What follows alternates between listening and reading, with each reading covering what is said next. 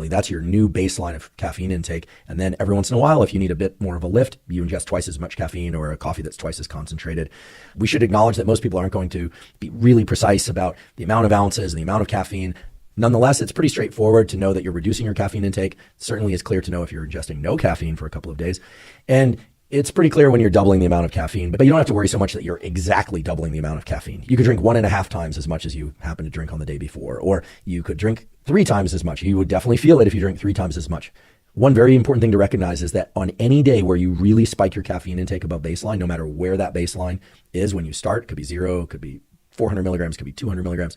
When you double that intake, you will get a big boost of energy. And the next day, you're going to feel the crash from that. You're going to feel more lethargic. You're going to feel not so good. This has to do with dopamine receptor modulation. This has to do with adenosine receptor modulation.